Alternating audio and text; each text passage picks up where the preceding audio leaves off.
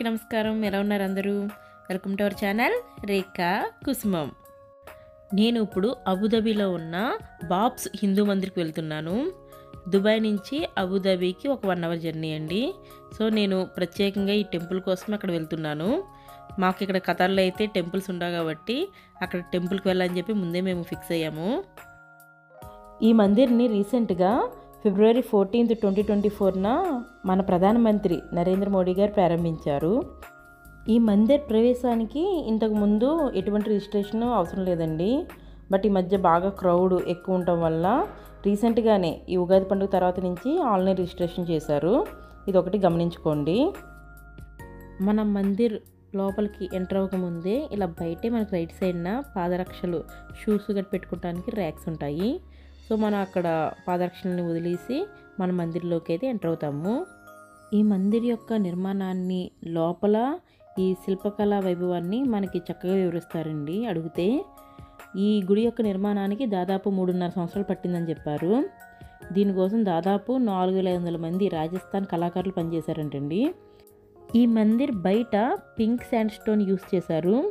మందిర్ లోపలంతా కూడా Italian మార్బుల్ని use చేశారు. ఈ మందిర్ లోపల మొత్తం 7 దేవతామూర్తి విగ్రహాలు ఉంటాయండి. ఒక్కొక్క గోపురం మందిరానికి కూడా లోపల ఒక్కో విధమైన శిల్పకళతోటి చిత్రీకరించారు. ముఖ్యంగా లోపల ప్రాంగణంలో ఇక్కడ మీరు చూస్తున్నది పంచభూతాలను కూడా ఈ శిల్పకళలో వర్ణించారు. ఇదొక్కటే కాదండి, ఎన్నో రకాల రామాయణం, శివపురాణం, భాగవతం, మహాభారతం, ఎంతోమంది దేవతామూర్తులని కూడా ఇక్కడ చిత్రీకరించారు. మందిర్ లోపల మొత్తం 7 దేవతామూర్తులు ఉంటారండి. శ్రీ సీతారాములు, శ్రీ శివపార్వతులు, శ్రీ జగన్నాథ స్వామి, శ్రీ రాధాకృష్ణులు, శ్రీ స్వామి నారాయణ, శ్రీ తిరుపతి బాలాజీ, శ్రీ అయ్యప్ప స్వామి కొలువుదీరు ఉంటారు. ఈ మందిరం పక్కన లోపలికి అభిషేక మండపం ఉంటుంది. దీన్ని దర్శించుకున్న తర్వాత గుడి వెనక భాగం నుండి ముందు వైపుకి వెళ్తాము. ఈ బయట ఈ శిల్పకళను చూడండి. ఈ పింక్ శాండ్ స్టోన్తో చేసింది చాలా అద్భుతంగా ఉంటుంది.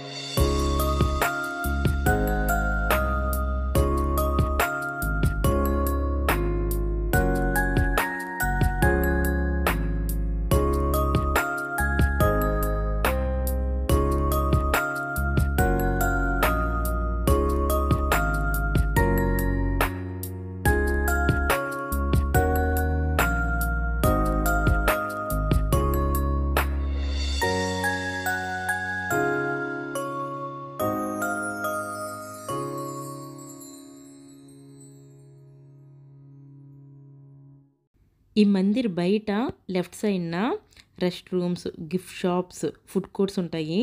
ఈ ఫుడ్ కోర్ట్లో సౌత్ ఇండియన్, నార్త్ ఇండియన్ అన్ని రకాల ఫుడ్స్ మనకు దొరుకుతాయి.